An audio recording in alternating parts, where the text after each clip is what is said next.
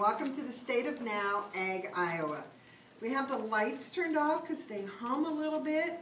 We will be recording this on Ustream Live. It's streaming live. We're also going to record them and put them up on YouTube. So we'll have that address out on Twitter soon. For those of you that are following along online, the hashtag is 140CompAgIowa, and the Ustream channel, if you'd refer it to your friends, is over there as well. And because I believe in starting right away, let's do that. We'll play a little bit in between, but right now we're going to have Abby White come up. Abby is someone I hadn't met before, and she's with Best Food Facts, and I understand that she's an awesome mediator, and she knows how to tell the truth. Come on up, Abby. Thank you. We hug. All right. Thanks. Good afternoon, everyone. Can you all hear me 10 okay? minutes is done. Yeah. All right. My name is Abby White. I work on managing the Best Food Facts website. It's bestfoodfacts.org if you would like to check it out. First and foremost, today is actually a very exciting day. Today and yesterday. Yesterday actually launched our brand new website design for bestfoodfacts.org. It's been a process in the making for quite a while now, and we're really excited to have that up and live and going now. It just is a little bit more user-friendly than it was in the past. So please check out our new website. Best Food Facts is a program that is sponsored by the Center for Food Integrity. The Center for Food Integrity, of course, is a nonprofit, the goal being to build consumer trust in the food system. And as you look at the Center for Food Integrity, there's a couple of different things that CFI does. And that, first of all, is develop these types of programs that really help build consumer trust and confidence back into the food system. There's two different ways they do that, and with the peer-reviewed and published consumer trust model, one of those ways is by confidence. So it's talking about shared values. It's people saying, you know what, I want to feed safe, nutritious, affordable food to my family, and I think that you know, you can feed safe, affordable food to your family as well. So that's all about confidence. There's also competence. That's the science and the technical aspect behind it. And in order to have those technical aspects, you have to have something that's credible, a credible source. So how do you become credible? Everybody wants to know, well, maybe a third-party expert. That sounds good, right? Everybody wants to bring in a third-party expert, let them talk about, you know, the truth behind whatever questions they have. And so that's what we did with Best Food Facts. It provides objective answers to common questions about the food system, and that's what we really strive to do. How do we get those experts? Well, believe it or not, they're actually pretty willing to talk. We use university credentialed experts, usually who have a PhD, an RD, or an MD behind their name.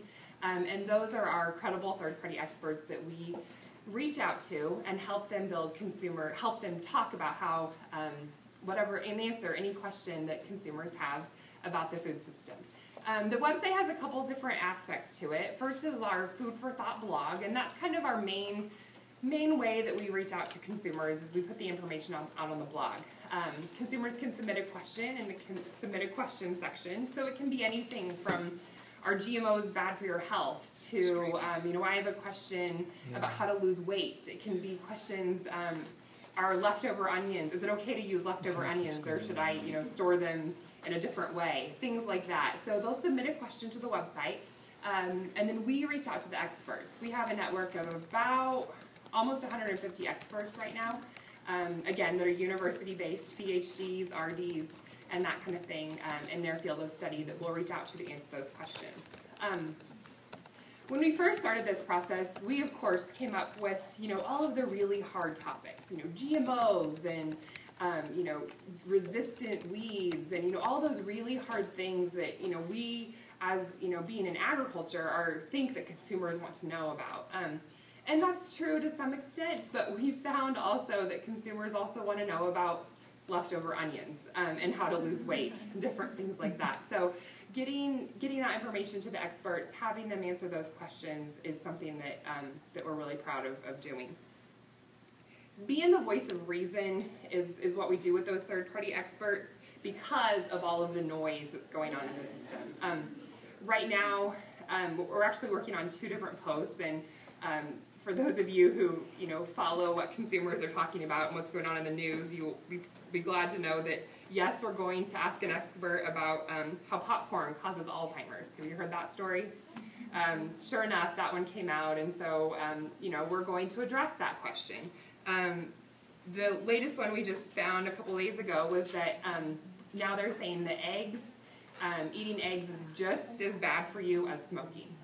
Yeah. And so, all of those types of things are out there. There's a lot of noise, and so reaching out to our experts is one of those ways that we can help build consumer trust back in the food system. One of the things that we've realized as we've gone through this process as well is that there's a lot of science speak. When the expert starts talking, we'll either interview them or have them submit their answer to the question via email. Either way, but there's a lot of science speak, and I know I personally have struggled a little bit with kind of boiling that down to consumer speak. And I encourage you that when you are talking to consumers to make sure that you find that line between the consumer speak and the science speak, and make sure that it's something that consumers can understand. We recently did a post about super weeds, about glyphosate resistance, and there's a big problem right now in letting consumers know, what was going on research-wise to kind of combat that problem, things like that. I have a background in agriculture, of course, and found myself, writing this post and agreeing, with all of the information, and I submitted it. And I was like, you know what? Consumers have no idea what glyphosate is, for one thing, and they also don't know anything about the resistance problem. So we have to set those types of things up. Let them know that there is a problem, and why they should be concerned if there is a need for them to be concerned. One of the other things that we're proud of with the website is what we call our true or not section. That's supposed to be kind of like the Mythbusters or the Snopes, if you will, of the food system. There's a couple different sections in there, but the one thing that each post has in the true or not section is a food integrity index, where the expert can actually rate whether they think it's a myth or it's fact, whether it's plausible, whether it's misguided, or whether it is the God's honest truth. And so that each expert can go through on that scale, and that helps the consumer understand as well what's going on and what they need to believe and trust. When we look back at it, only 23% of consumers say that they strongly agree they have access to all the information they need about safe, nutritious, and affordable food. That just means that there's a lot of room for improvement, and I think that our website is one of those sites that can help consumers get that information they need. You can find us on Twitter at Best Food Facts, of course. We're also on Facebook. Again, sponsored by the Center for Food Integrity. It's a great website, and we're really proud of being able to help build consumer trust back in the system. So, thank you very much. Thank you, Abby.